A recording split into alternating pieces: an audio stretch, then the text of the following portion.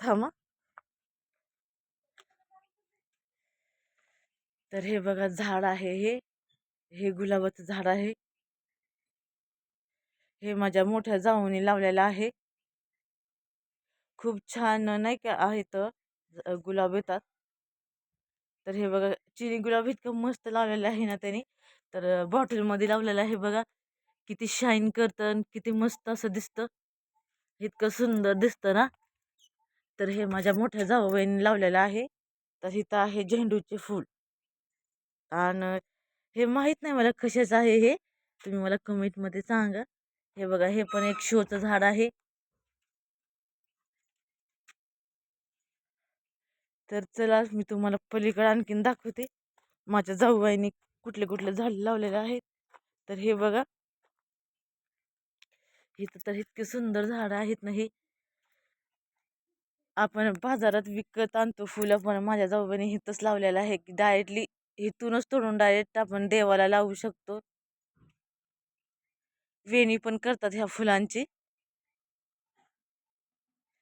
आणि हे बघा हे कशाचं झाड आहे तुम्ही सांगा. शोचं आहे हे झाड, पण मला नाही माहिती. कोणाला आणखीन काही माहीत असेल तर ह्या झाडाबद्दल मला कमेंटमध्ये सांगा. तर इकडं मी दाखवते आहे तुम्हाला ही काय म्हणतात ह्याला, आळूची पानं.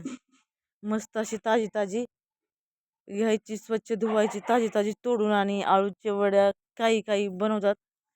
वेगवेगळ्या प्रकार आहे ह्याच्यात.